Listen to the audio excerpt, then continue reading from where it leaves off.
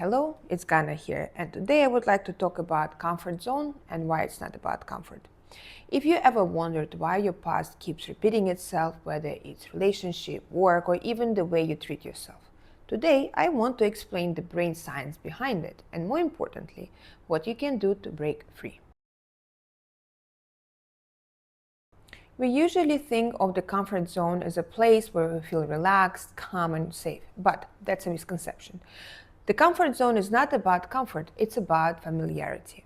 From a neurological perspective, the brain is constantly seeking predictability. Our survival instinct is hardwired to reduce uncertainty because the unknown once meant danger. Thousands of years ago, if our ancestors ventured into new territories, they risked running into predators, hostile tribes, or poisonous food. The brain learned familiar equals safe, unfamiliar equals threat. This mechanism is deeply embedded in our nervous system. The amygdala, the brain's threat detector, gets activated by uncertainty, even when there is no actual danger. The prefrontal cortex, which handles rational thinking, often takes a back seat when amygdala is sounding the alarm. That's why stepping outside of your comfort zone feels uncomfortable, even if logically you know it's good for you. So the comfort zone isn't about feeling good, it's about the brain clinging to what it knows. The survival mechanism explains why our past so often repeats itself. As children, we internalize the behaviors and dynamics we see at home. The brain creates neural pathways, automatic connections that become our blueprint for relationships, self-esteem, and coping strategies. If your caregivers were loving and secure, you likely internalized trust and stability. But if they were emotionally unavailable, critical, or abusive, your brain wired itself around those experiences, thinking that it's normal and this is what the love looks like. And here is the tricky part. The dopamine system in the brain actually rewards familiarity. Even if it's painful, the brain releases dopamine simply because the pattern is predictable. That's why someone who grew up in a toxic environment may unconsciously create similar situations as an adult, choosing partners that feel familiar or staying in jobs that mimic old dynamics. It's not because we want to suffer, it's because our brain equates familiarity with safety, which means that to your nervous system, toxic can feel safer than healthy simply because it's known.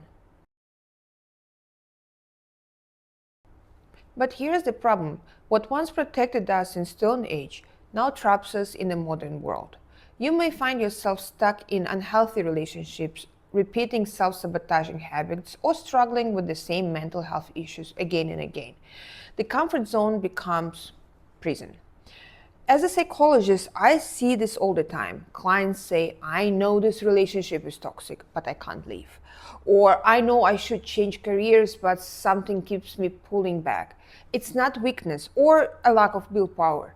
It's simply what the brain doing what it's designed to do, protecting you through familiarity. Until you consciously change the pattern, the past will keep repeating itself. So how do you escape this loop? How do you teach your brain that different doesn't mean dangerous? There are three key steps. First is awareness. The first step is recognizing the pattern. Becoming aware is like switching on the light in a dark room. You can't change what you can't see.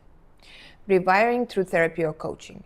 The brain has neuroplasticity, its ability to rewire itself.